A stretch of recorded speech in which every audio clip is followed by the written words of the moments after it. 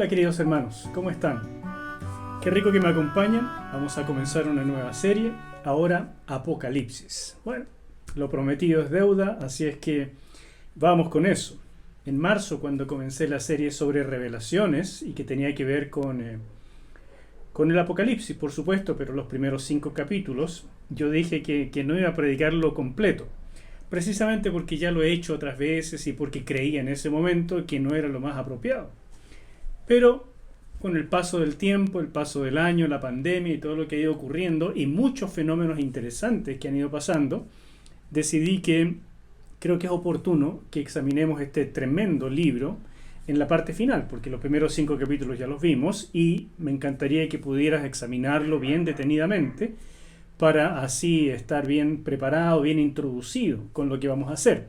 Nosotros nos vamos a dedicar ahora del capítulo 6 hasta el 22 de Apocalipsis. Y por supuesto, la serie de las profecías de Daniel es una introducción obligada a lo que estamos haciendo. Yo me doy cuenta que cuando uno habla del Apocalipsis, las personas como que lo único que les interesa saber es quién es el anticristo o algo así, o cuándo regresa el Señor. Y bueno, hay mucho que saber. Y creo que un estudio bien cuidadoso de la Biblia nos va a hacer muy bien. Vamos a comenzar con una introducción, una visión panorámica de lo que es la apocalíptica y nos vamos metiendo así al libro de Apocalipsis, pero creo yo como corresponde.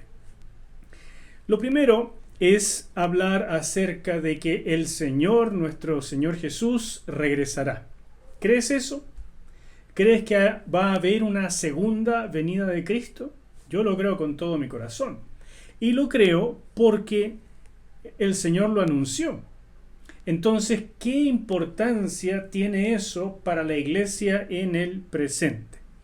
Vamos a centrar nuestra atención siempre en Jesús a través de todo este estudio y comenzando desde ahora. Y de eso se trata. Tenemos que centrar nuestra atención en Jesús, en su hermosura, en sus acciones, en lo que Él hizo por nosotros, por el mundo, en su venida. El enemigo tiene su lugar para entender lo que Él planea, lo que quiere hacer, pero definitivamente no es de nuestro gran interés. Simplemente tenemos que saber sus estrategias para aprender a combatirlo. Pero no va a ser nuestro interés centrarnos en el anticristo ni en los horrores de la semana 70. Simplemente vamos a entender por qué están aquí. Hoy día vamos a hablar sobre el plan divino para la humanidad, con un enfoque fuerte en la segunda venida de nuestro Señor Jesús. Padre, queremos pedirte que tú nos guíes, queremos pedirte, Señor, que abras nuestro corazón, nuestra mente, para que al abrir tu palabra, esta sea un alimento que nos exhorte, nos consuele, nos edifique, y que sobre todo, Señor, nos ayudes para hacer nuestra tarea, la que tú le encomendaste a la iglesia y de la que somos parte. Gracias, Señor. Te lo pido con gratitud en el nombre de Cristo. Amén.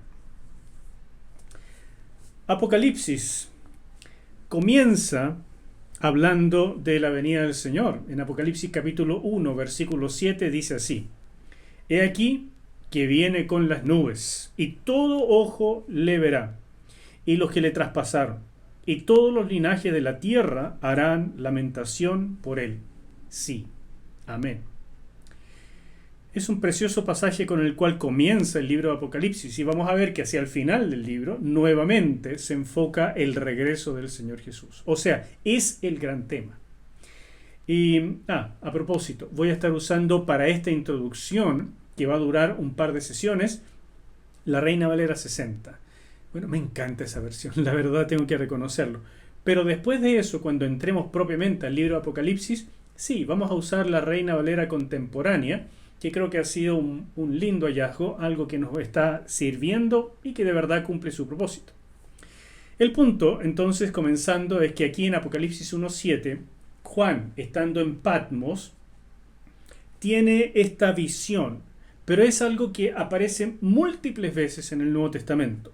Cuando Jesús estaba ascendiendo, lo primero que hacen los ángeles que se colocan al lado de los apóstoles es decirles en Hechos capítulo 1, así como ustedes le vieron ascender al cielo, así mismo regresará y a este mismo lugar, tal como profetizó Zacarías. O sea, los ángeles están conscientes y totalmente de acuerdo con la visión y las profecías ya predichas en el Antiguo Testamento. Por tanto, es necesario que nosotros sepamos acerca del regreso del Señor, el propósito que tiene, entonces el por qué, el para qué, y además que estemos preparados. Porque el Señor precisamente nos dio estas revelaciones para que nosotros, la iglesia, estuviéramos conscientes y bien preparados. Mira lo que dice, por ejemplo, en este versículo de Apocalipsis 1:7 ya vimos que el Señor regresará, pero al mismo tiempo podemos ver en 1 de Corintios capítulo 16 y versículo 22 una expresión que ha sido la esperanza de la iglesia desde que el Señor partió. Dice así el apóstol Pablo: el que no amare al Señor Jesucristo sea anatema. El Señor viene. Y esa expresión tan cortita, el Señor viene, es una transliteración al griego de una expresión aramea que es la famosa maranatha o maranatha. Así se dice en realidad. Y eso significa el Señor viene o nuestro Señor viene o algo por el estilo. Ven, Señor nuestro, también podría traducirse así. Entonces, esa expresión es la esperanza de la iglesia en todos los tiempos. En otras palabras, si ahora leemos este otro pasaje de Marcos, capítulo 13, versículos 24 al 33, dice así: pero en aquellos días, después de aquella tribulación, fíjate que el Señor Jesús está hablando esto en el Monte de los Olivos y se refiere a la tribulación que ya estudiamos en Daniel. Después de aquella tribulación, el sol se oscurecerá y la luna no dará su resplandor, y las estrellas caerán del cielo, y las potencias que están en los cielos serán conmovidas. Entonces verán al Hijo del Hombre que vendrá en las nubes con gran poder y gloria. Claramente lo que nos dijo Daniel en el capítulo 7.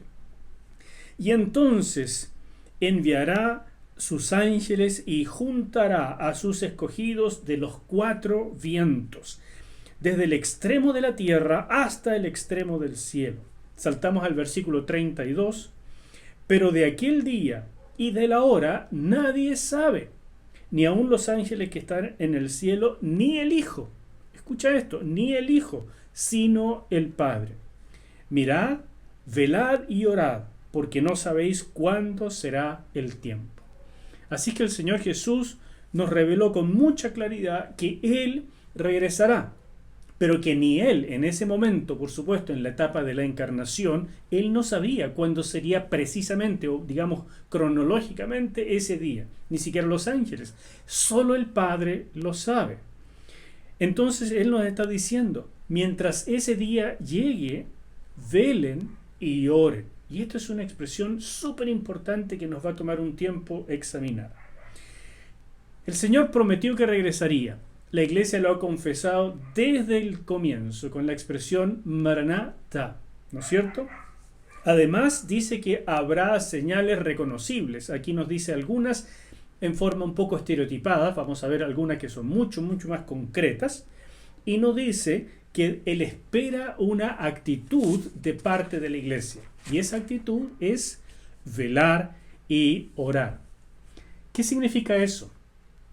Velar significa estar preparados. Es un tema de prioridades. Es algo similar a lo que el Señor le dijo o dijo a los discípulos en forma de parábola con esta parábola famosa de las vírgenes, ¿no es cierto? Algunas estaban preparadas teniendo aceite, otras no. Vamos a ver este pasaje un poco con más detalle más adelante, pero ahora lo anuncio. Hay una suerte de preparación, de prioridades, de interés. Unas estaban bien preparadas, otras no.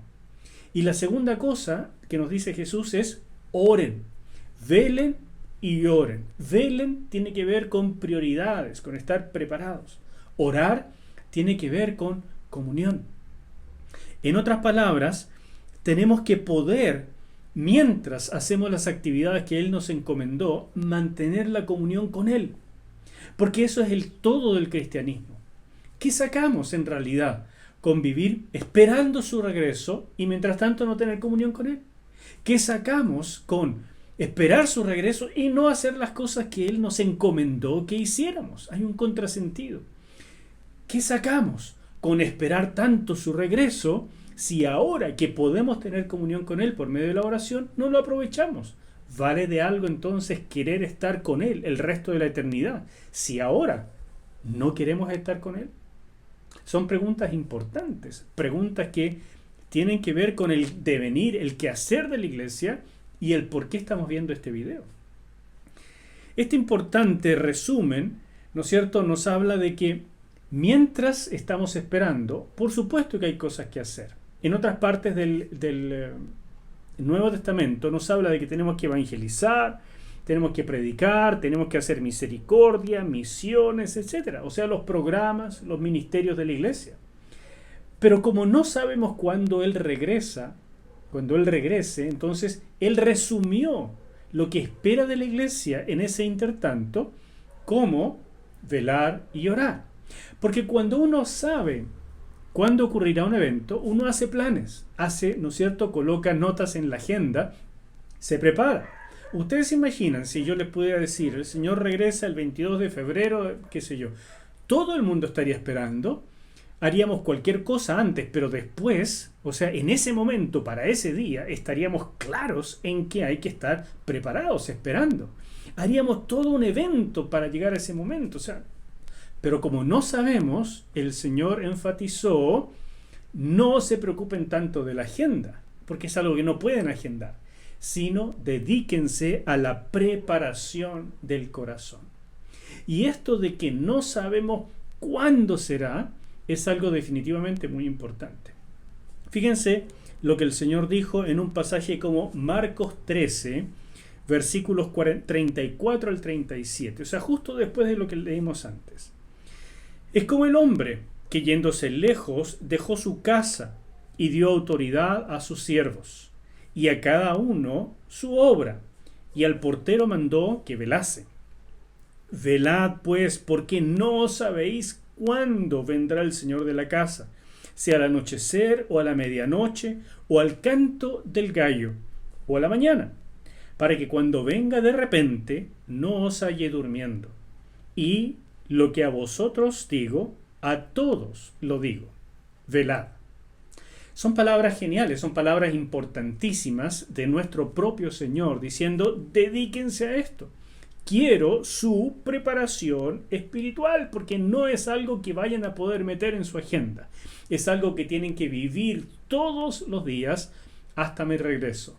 Velen, preparación, prioridades, oren, mantengan la comunión, porque de esa comunión sale todo el poder necesario para la obra que nos encomendó en este tiempo. De la oración sale la comunión por la cual queremos estar de verdad en su presencia, ahora y en la eternidad. De la oración sale la revelación más íntima para poder también saber lo que Él espera de nosotros en cada momento. No solo lo que está escrito en la Escritura, sino también de nuestro diario vivir, de nuestras relaciones, de todo aquello. Si la venida del Señor entonces fuera algo que pudiéramos agendar, ya lo habríamos hecho. Y creo que es una manera tan clara, tan obvia a través de estos pasajes de entender cuándo estamos frente a una secta y cuándo estamos frente a un verdadero cristianismo. Las sectas, pero por norma, siempre se dedican a tratar de predecir la segunda venida de Cristo.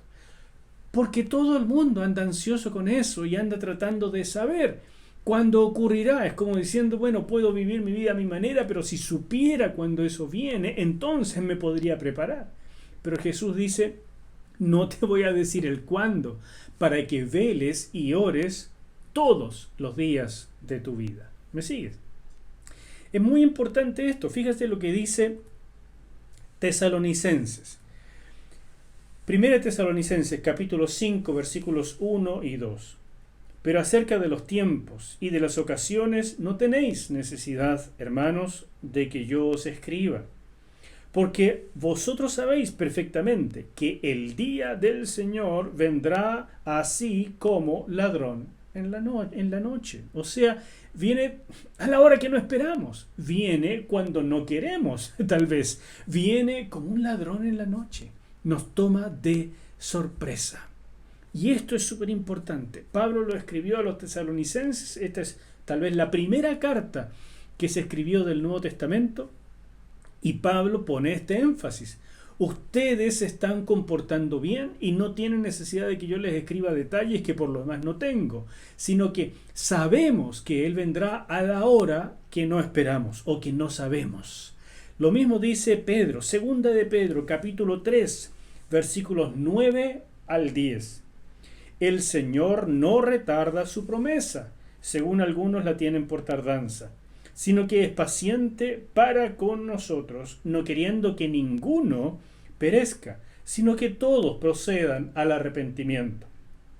Pero el día del Señor vendrá como ladrón en la noche, en el cual los cielos pasarán con grande estruendo, y los elementos ardiendo serán deshechos, y la tierra y las obras que en ella hay serán quemadas. Este pasaje es tan tremendo. Por una parte nos dice que hay propósito en la demora del Señor, que Él es una oportunidad, es un tiempo de oportunidad para ganar a uno más, para que al menos uno más pueda arrepentirse y así poder tener un futuro con Cristo.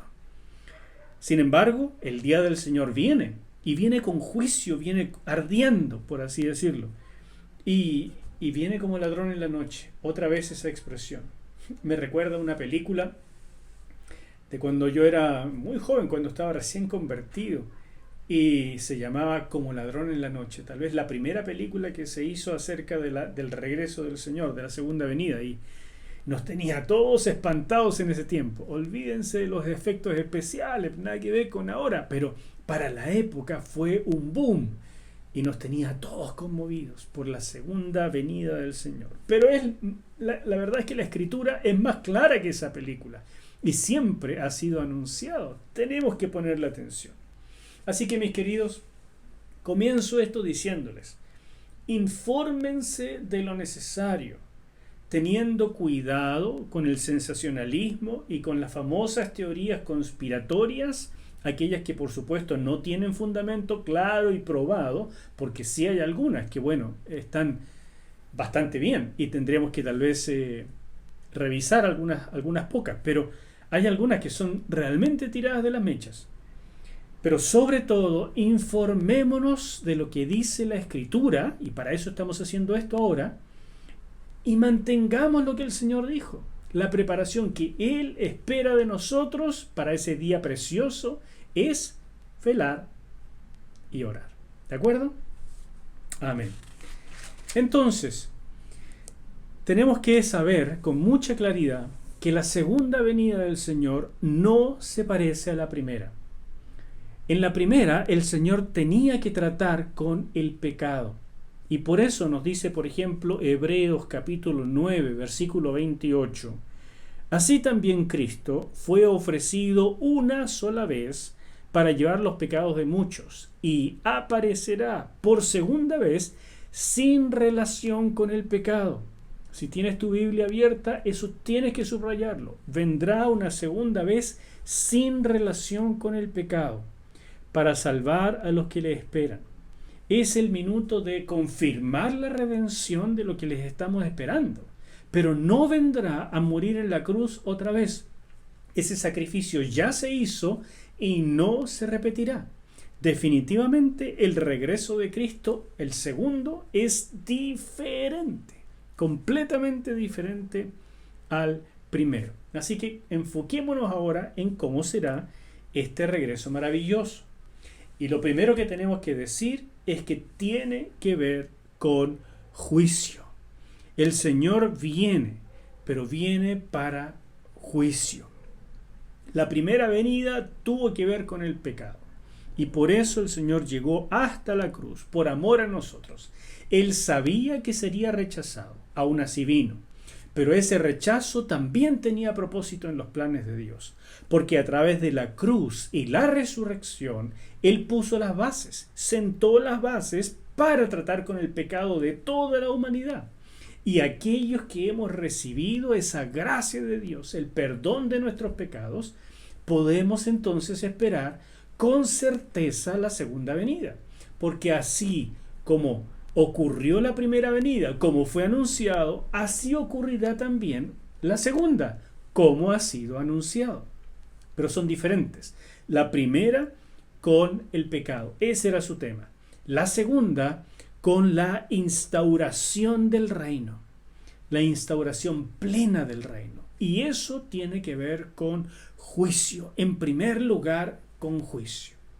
¿Has oído alguna vez esta expresión, el ya y el todavía no del reino de Dios? Es una expresión súper importante que quiero que analicemos ahora un poquitito. Hay un esquema que estás viendo ahora que precisamente habla de esta forma bien resumida del ya y el todavía no del reino. El ya tiene que ver con el resultado de la obra completa de Cristo. Cuando Jesús vino, Él venía ofreciendo el reino, lo hizo. Y Él sabía, sin embargo, que sería rechazado. Entonces, ¿qué decimos? El Señor fue rechazado, murió en la cruz, resucitó, ascendió y se llevó el reino. ¿O lo dejó? La verdad es que el Señor claramente dijo que lo dejaría con nosotros, pero de una forma velada, de una forma, digamos, frágil, como dicen las parábolas, ¿no es cierto? Como una semilla de mostaza que al final va creciendo, pero es chiquitita como una semilla de mostaza, o como un poquitito de levadura que una mujer puso en una masa y al final termina leudando toda la masa, pero parte de manera muy pequeña, despreciable, o como el sembrador, y bueno, ahí están las parábolas. Eso es lo que el Señor enseñó para hablarnos del reino en el presente, el ya del reino. El ya del reino contiene el poder de la presencia de Cristo a través del Espíritu Santo en cada uno de nosotros. Sin embargo, es una forma velada que solamente se puede reconocer por medio de la fe. ¿Me explico? Pero viene una segunda etapa, después de la venida del Señor Jesús, lo que conocemos como el todavía no del reino. Hay un ya, lo que ya está del reino, pero que no es la plenitud, todo lo que fue prometido.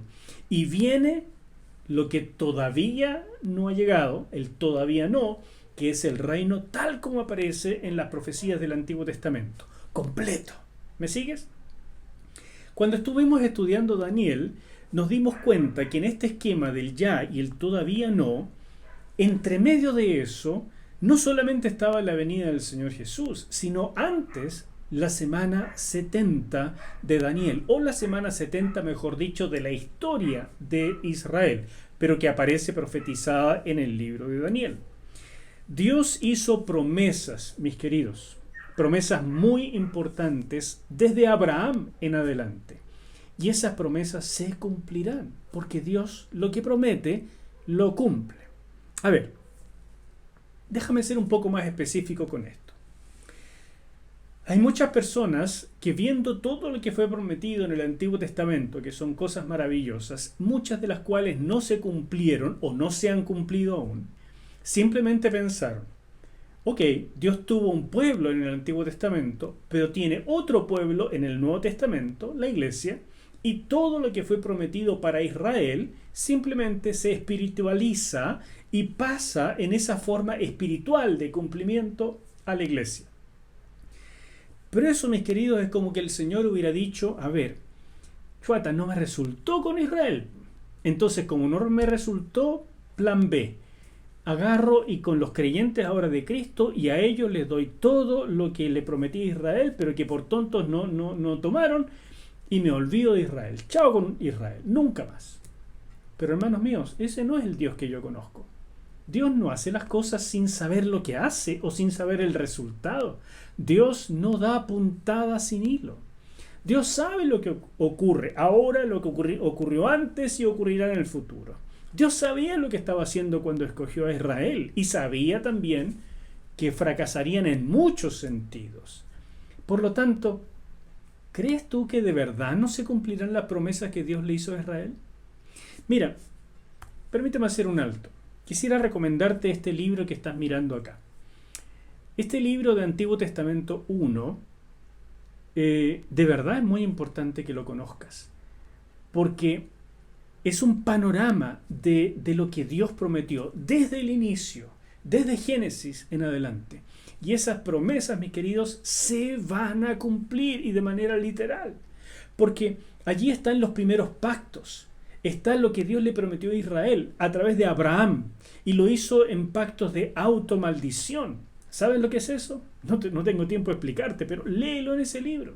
Son pactos que no pueden abrogarse, y Dios se comprometió de esa manera a cumplir lo que le dijo al patriarca Abraham, y de Abraham ratificó esto en el pacto con Israel, o pacto mosaico, y después le hizo otras promesas extraordinarias a David. Entonces, simplemente se equivocó Dios, o va a cumplir estas cosas de manera precisa y literal. Al Dios que yo conozco, yo le creo, y ese Dios, cuando promete algo, lo cumple. Entonces yo creo que el ya y el todavía no tiene que ver no solamente con que Cristo regresa por la iglesia, sino que regresa para cumplir aquellas cosas que fueron prometidas en la antigüedad. O sea, le espera un futuro todavía a Israel como etnia. No a Israel como etnia per se, sino a Israel como etnia creyente. Aquellos, el remanente de Israel, que se conviertan a su Mesías, ese remanente, étnicamente hablando, todavía tiene un futuro en los planes de Dios. De lo contrario, el apóstol Pablo habría estado terriblemente equivocado al escribir Romanos 9 hasta el 11. Él pensaba que había un futuro para su nación, y por eso estaba agradecido. Por eso te recomiendo este libro de Antiguo Testamento, porque son las bases. Sin esas bases, cuando leemos el Nuevo, especialmente la Apocalíptica que estamos leyendo ahora, podemos hacer cualquier chambonada en la interpretación, incluyendo esta que es tan frecuente de espiritualizar todo, como si la verdad tenemos que olvidarnos del Antiguo Testamento y todo lo del Nuevo es lo importante para nosotros. Pero no es así. De manera que en Daniel, regresando ahora a nuestro desarrollo, en Daniel aprendimos que había una semana 70 entre el ya y el todavía no. Es muy importante mantener eso en perspectiva, porque el regreso del Señor Jesús tiene que ver con juicio. Juicio en primer lugar para instaurar el reino, o sea, la famosa batalla de Armagedón, y ahí se instaura el reino, pero juicio después también de todos aquellos en la historia que rechazaron la gracia de Dios, de aquellos que resucitan para el juicio del gran trono blanco, que es lo que vemos al final, en el capítulo 20 de Apocalipsis. Eso fue anunciado, esos propósitos fueron anunciados varias veces a los apóstoles, como vamos a ver ahora en estos pasajes. Mira este. Mateo capítulo 25, versículos 31 al 41. Cuando el Hijo del Hombre venga en su gloria y todos los santos ángeles con él, entonces se sentará en su trono de gloria y serán reunidas delante de él todas las naciones, y apartará los unos de los otros, como aparta el pastor las ovejas de los cabritos. Y pondrá las ovejas a su derecha y los cabritos a su izquierda. Entonces el rey dirá a los de su derecha: Venid, benditos de mi Padre, heredad el reino, preparado para vosotros desde la fundación del mundo. Y, versículo 41, entonces dirá también a los de la izquierda: Apartaos de mí, malditos, al fuego eterno, preparado para el diablo y sus ángeles. Claramente hay un aspecto de juicio en el regreso del Señor. Fíjate que ya hemos leído varios pasajes de Marcos 13 y Mateo 25, que es básicamente lo mismo. El sermón del Monte de los Olivos, justo antes de la cruz. O sea, es ya lo último que el Señor quería enseñarle a los discípulos antes de completar la obra en la cruz y, por supuesto, regresar al Padre.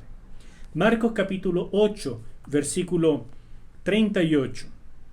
Porque el que se avergonzare de mí y de mis palabras en esta generación adúltera y pecadora, el Hijo del Hombre se avergonzará también de él, cuando venga en la gloria de su Padre con los santos ángeles. Nuevamente, este tema de que Él viene en gloria, no como la primera venida, viene con los ángeles y viene para juicio.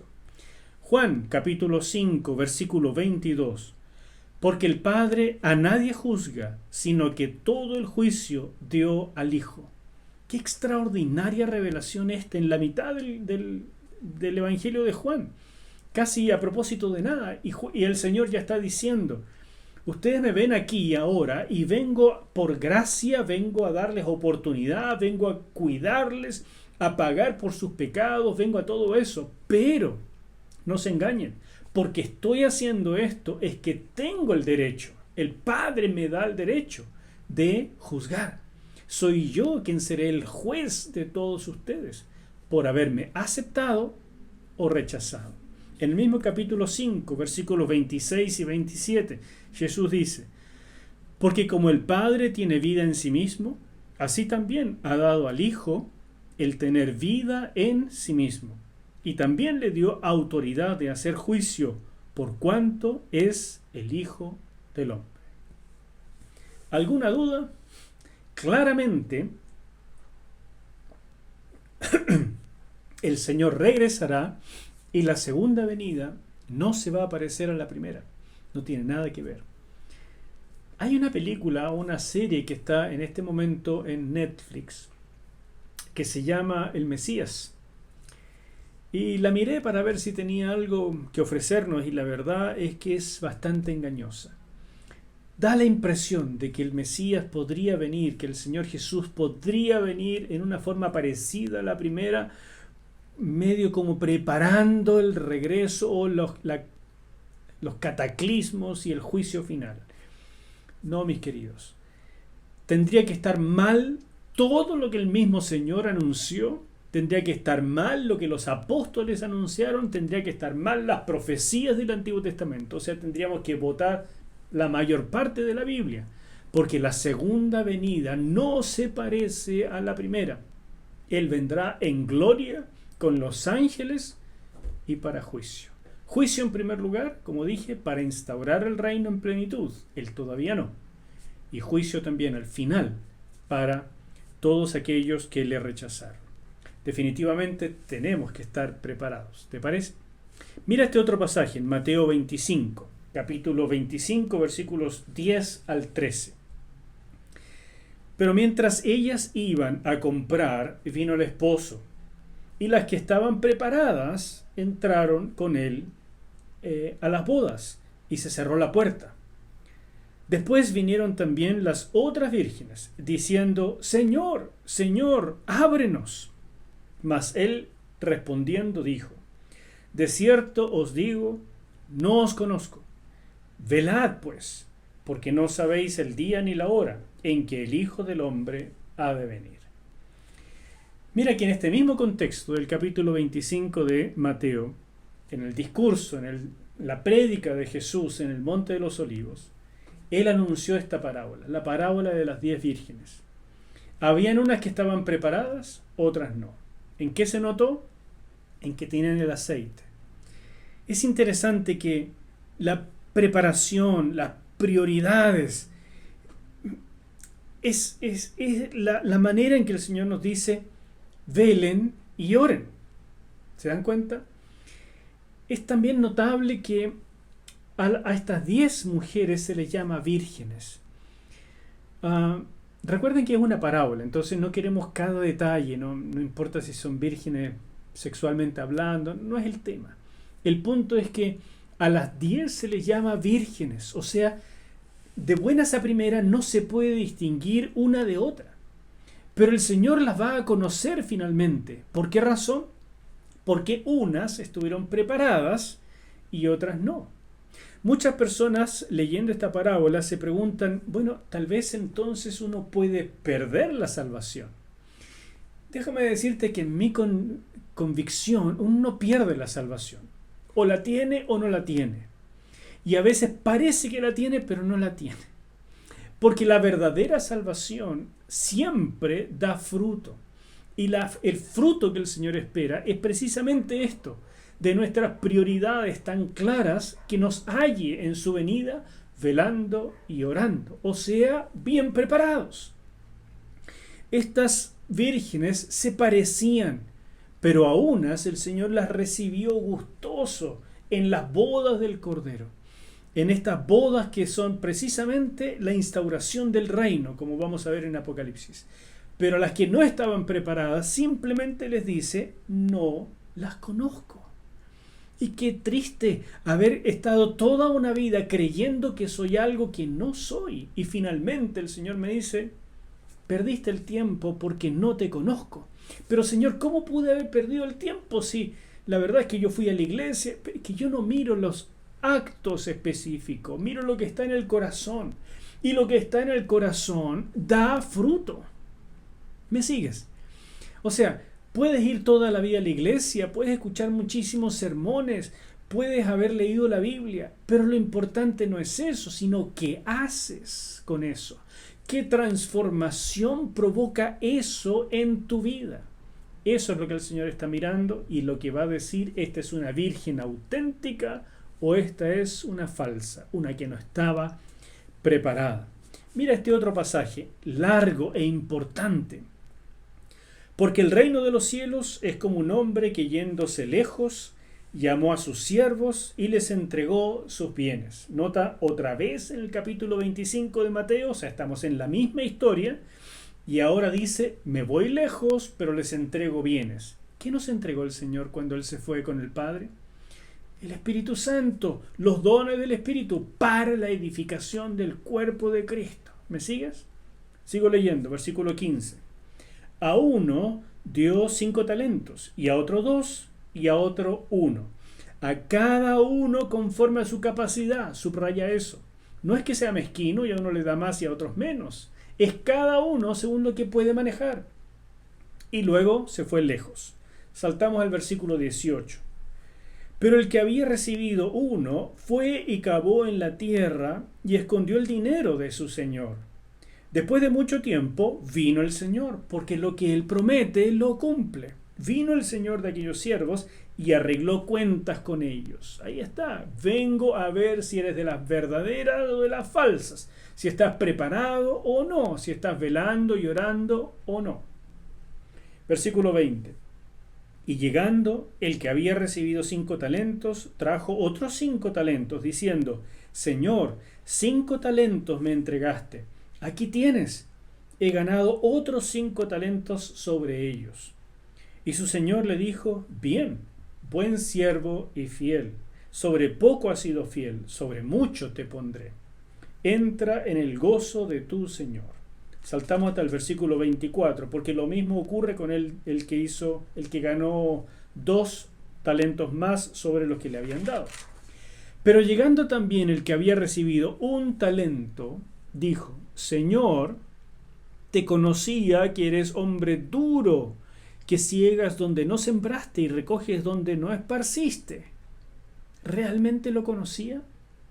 ¿Tú podrías decir eso de nuestro Señor Jesús? Porque si tú dices eso de Jesús, yo dudo que lo conozcas. Por lo cual tuve miedo y fui y escondí tu talento en la tierra. Aquí tienes lo tuyo. Respondiendo su señor le dijo, siervo malo y negligente. Mira, escucha esto. Aquí tienes lo tuyo, le dijo el siervo. Jesús le dijo, siervo malo y negligente. O sea, este siervo no le robó a su señor, pero fue negligente. Y esa negligencia es una forma de robo, porque teniendo los dones del Espíritu Santo, teniendo el Espíritu dentro de nosotros, no usarlo para la extensión del reino, sino tener cambiadas las prioridades, es una forma de robo. Y tarde o temprano tendremos que dar cuenta de ello. Le dice entonces, siervo malo y negligente. Sabías que ciego donde no sembré y que recojo donde no esparcí. Por tanto debías haber dado dinero a los banqueros, y al venir yo hubiera recibido lo que es mío con los intereses. Siempre hay algo que se puede ganar. Quitadle, pues, el talento y dadlo al que tiene 10 talentos, al que ganó más. ¿Por qué? Porque al que tiene le será dado y tendrá más. Y al que no tiene, aún lo que tiene o lo que cree tener, le será quitado. Al siervo inútil echadle en las tinieblas de afuera. Allí será el lloro y el crujir de dientes. ¿Qué piensas? ¿Hay que estar o no preparados? Pues claro que sí, mis hermanos. En otras palabras, conocer acerca del futuro no es un ejercicio de curiosidad, por ningún motivo. Es más bien para saber de qué se trata esto de la venida del Señor. No simplemente para entender cómo será la destrucción del mundo, sino precisamente para estar preparados en humildad y compasión, velando y orando, haciendo la pega que se nos encomendó, porque entonces nosotros seremos como las vírgenes que están preparadas y como aquel que con los pocos talentos que le fueron dados los multiplicó, porque amó a su Señor, porque de verdad lo conocía y quería agradarlo. De eso se trata el cristianismo, y así nos podemos medir cada uno a sí mismo, si estoy o no preparado para la venida. Permíteme terminar este mensaje de hoy con algo que creo que es fundamental que sepas. ¿Por qué es necesaria esta etapa del todavía no del reino? Esta segunda etapa. ¿Por qué no mejor, como algunos dicen, simplemente la iglesia seguirá creciendo y creciendo y tarde o temprano llenará a todo el mundo y ganará a todos los inconversos, o al menos a la mayoría, y el mundo se llenará de paz y justicia por la obra de la iglesia? ¿Por qué no pasará eso? ¿Y por qué Dios está haciendo lo que está haciendo? Mira, esta etapa final del reino se basa en este esquema, este diagrama que quiero que veas a continuación, y comienza con esta declaración tan importante de que para Dios lo central al haber creado todo lo que existe, especialmente el ser humano, es habitar con nosotros, en medio de nosotros. Cuando Él hizo todo lo que hizo, después de crear al hombre, en el huerto de Edén, dice Génesis 3:8, que el Señor se paseaba por ese huerto. Ese huerto, por lo tanto, era un santuario, donde Dios se paseaba y el ser humano podía tener un encuentro con Él. Esa es la definición. Pero Dios hizo algo más creativo todavía. Compartió su reinado con el ser humano. Dice en Génesis 1:28 que el Señor le dijo al hombre, a Adán y Eva: crezcan, llenen la tierra, sojúzguenla, multiplíquense, sean fructíferos. O sea, Él compartió el reinado con los hombres. El ser humano iba a ser el representante de Dios delante de toda la creación. O sea, estamos hablando de reinado compartido. Y para que eso pudiera funcionar, el Señor hizo pacto con el ser humano. Y ese pacto lo vemos en Génesis 1, versículo 28, donde Él dijo: los voy a bendecir, fructifíquense, multiplíquense. Esa es la bendición de Dios. Y al mismo tiempo les dio una restricción. De todos los árboles de este huerto maravilloso podrán comer, pero de este no coman, porque el día que de él coman van a morir. En otras palabras, este esquema tan importante que realmente te pido que analices, este esquema es el plan de Dios para la humanidad. Dios habitando en el ser humano, junto al ser humano, para darle además la responsabilidad de ser representante de Dios delante de toda la creación, o sea, reinado compartido.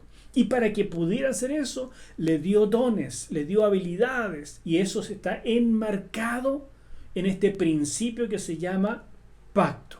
que vemos ya en el huerto de Edén y que se fue verificando a través de la historia de la humanidad.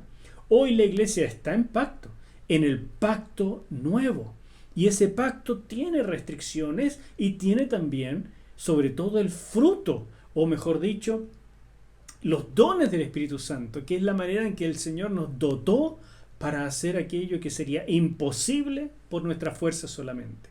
Este esquema de presencia de Dios, reinado compartido y pacto es el plan de Dios y es el plan A de Dios. ¿Tú crees que después de la caída del ser humano, Dios dijo, guay, la embarré, tengo que empezar con un plan B? Dios jamás hace eso. Para Dios hay un plan A y no existe un plan B. Por lo tanto, en el plan A estaba contemplada la posibilidad de la caída y también el remedio que se llama redención por medio de todo lo que el Señor ha hecho llegando hasta Jesucristo. En ese plan A estaba contemplada la restauración del ser humano para poder volver a esta relación de la presencia de Dios, reinado compartido y pacto. Y eso ha ocurrido desde que el ser humano existe con todos los creyentes. Por lo tanto, esta es la voluntad de Dios. Tan convencido está Dios de que este es el único plan que Él estuvo dispuesto a pagar todo costo que fuera necesario para lograrlo. Por eso es que envió a su propio Hijo. O sea, no hay otro plan. Jesucristo pagó el costo para poder nosotros volver a este plan original. Y tan precioso es este plan que encontramos este esquema de simetría bíblica que es maravilloso. Todo comenzó en un huerto llamado Edén, donde todo era maravilloso. Y el problema del ser humano ocurrió en un árbol, que era parte del pacto, de todo árbol, pero no de este. Por lo tanto, transgrediendo esa prohibición, este problema que se genera a través de un árbol sería solucionado a través de un árbol. ¿No es cierto? Esa es la simetría bíblica. Para llegar después ¿a dónde? A un árbol. Deja ponértelo más claro. Comienza la historia humana en un jardín, el jardín del Edén, donde está el árbol del conocimiento del bien y del mal. La historia del ser humano termina en un jardín, en el huerto, como vamos a ver en Apocalipsis 21 y 22. Allí está otra vez el árbol del conocimiento del bien y del mal, y está el árbol de la salud para el ser humano. O sea, está otra vez un huerto eterno y maravilloso, porque para Dios solo existe un plan A. Dios quiere que el ser humano viva con la presencia de Dios en un huerto maravilloso, compartiendo el reinado de Dios y en pacto. De eso se trata. Por lo tanto, Dios pagó el costo. Y mira cómo va esta simetría. Jesús vino y retó a Satanás. Lo retó yendo al terreno de Satanás, al desierto, donde no hay árboles. Y en ese desierto derrotó a Satanás a través de las tentaciones. Habiéndolo derrotado, comenzó su ministerio para llegar ¿a dónde? A la cruz. Y es maravilloso que la cruz, fíjate, en griego la cruz se dice stauros. Pero los escritores del Nuevo Testamento no usaron esa palabra, sino que usaron la palabra hulon, que significa madero o árbol. Jesús fue colgado en un árbol, en un madero, porque como la historia de la humanidad comenzó con problemas en un árbol, Jesús vino y derrotó a Satanás en un desierto donde no hay árboles y salvó, restauró a la humanidad en un árbol para que la humanidad pudiera llegar al segundo huerto donde está el árbol famoso donde Dios quiere que nosotros habitemos por siempre. ¿Me sigues? Esto es la simetría bíblica. Y por eso es que sin duda hay un todavía no. Sin duda viene el reino. Porque Dios no crea las cosas sin propósito. Nada impedirá, escúchame bien, nada impedirá el regreso de nuestro Señor, la instauración del reino, el cumplimiento de las promesas dadas a Israel y a la iglesia, el estado eterno, el reino mesiánico, ni las cosas que están profetizadas, nada de eso dejará de cumplirse. ¿Me sigues?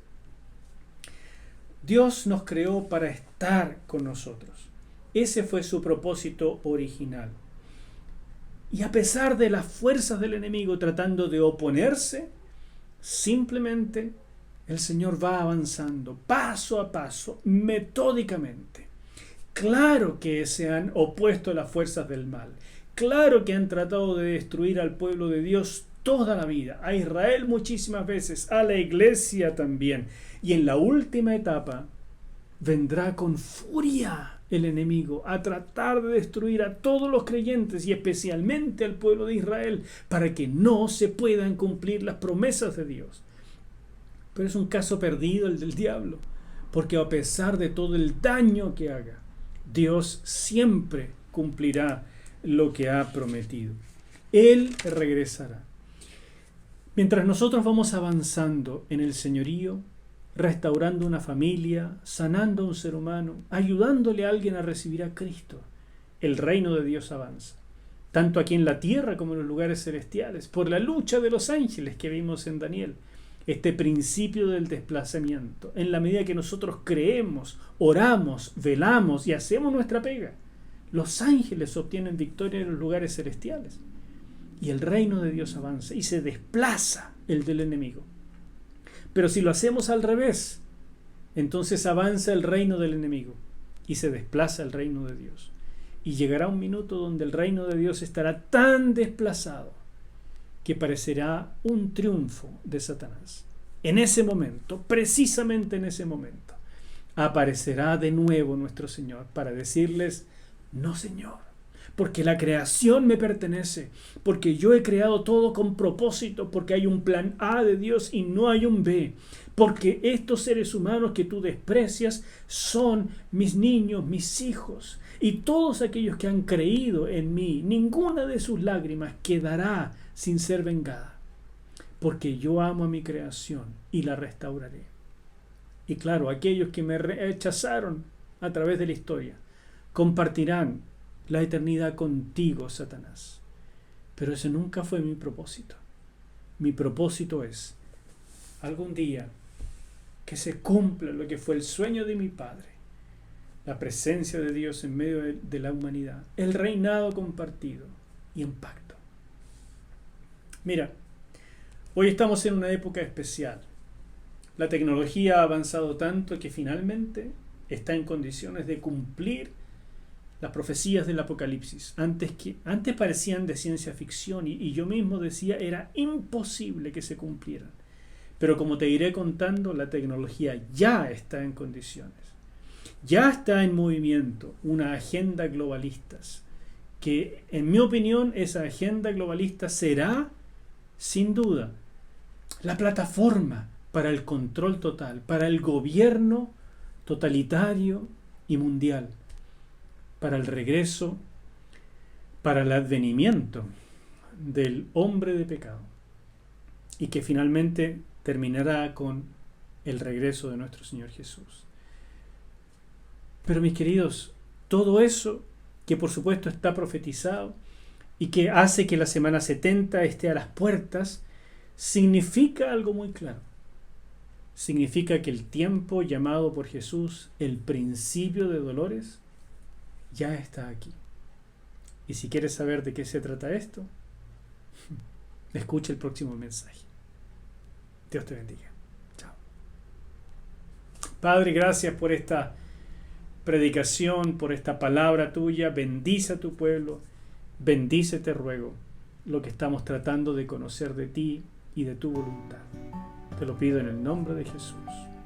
Amén. Nos vemos.